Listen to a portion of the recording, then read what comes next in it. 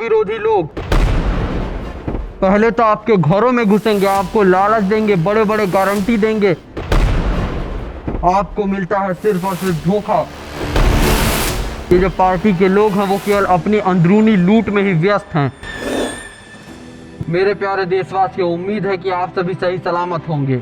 आज मैं यहाँ पर आया हूँ आप लोग को ये ध्यान दिलाने कि देखिए देश के गद्दार किस तरीके से आपको चूना लगा रहे हैं और आप उनके बहकावे में आ रहे हैं। लेकिन खुशी की बात यह भी है कि अब बहुत सारे लोग जो हैं वो अब इनके बहकावे में नहीं आ रहे और अब मुझे लग रहा है कि मेरा जो मकसद है वो कहीं ना कहीं सफल हो रहा है। इन जैसे देश विरोधियों के खिलाफ आप सभी को मैं एकजुट कर पा रहा हूँ। तो आइए आपको बताते हैं। तो जैसा कि आप सभी जानते हैं कि हरियाणा की जनता ने इस हिंदू विरोधी कांग्रेस पार्टी को बुरी तरीके से चुनाव में पटकनी दी है। लेकिन आपको क्या पता है कि यदि ये जीत जाती तो ये कांग्रेस पार्टी किस तरीके से प्रदेशवासियों को चूना लगाती है और उन्हें धोखा देती है। इसका जीता जागता उदाहरण आप वहां देख सकते हैं जहां पर इस पार्टी की सरकार है। और मैं वहां की जनता से भी कहना चाहता हूँ कि अब तो सबक ले लो और इस हिंदू विरोधी पार्टी को हटाओ।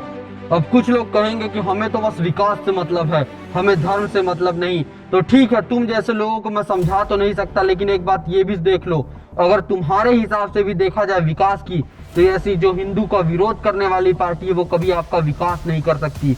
इसका जीता जागता उदाहरण देखिए आप कर्नाटक में। ये जो पार्टी है जो दलितों की मसीहा बनती है, उस पार्टी ने ही दलितों के फंड को अल्पसंख्यकों को दे दिया।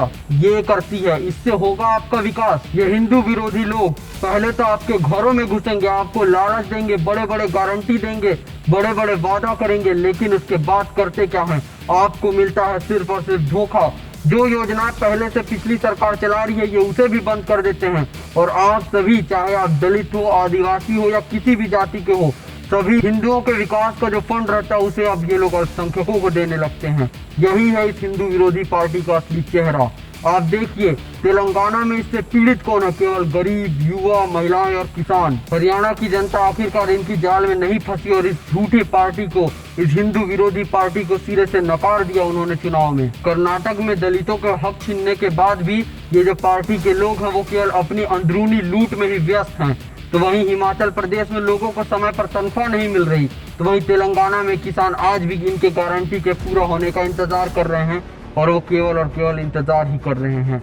लेकिन उम्मीद नहीं है कि ये झूठी पार्टी उन्हें कभी पूरा करेगी। ये तो हुई बात जहां इनकी सरकार है, लेकिन आपको पता है छत्तीसगढ़ और राजस्थान जहां इनकी पिछली सरकार थी वहां भी ये अपना यही रवैया अपनाते थे और वहां पर भी इन लोगों ने बहुत सारे भत्ते देने का चुनाव के समय वादा तो किया, लेकिन उनमें से एक भी वादा इन्होंने पूरे 5 साल बीत जाने के बाद भी पूरा नहीं किया। इसी का खामियाजा रहा कि जनता ने इन्हें नकार दिया। भले ही आप धर्म में मानो या ना मानो, लेकिन एक बात समझ लो, जो लोग हिंदू विरोधी हैं वो विकास कभी नहीं कर सकते।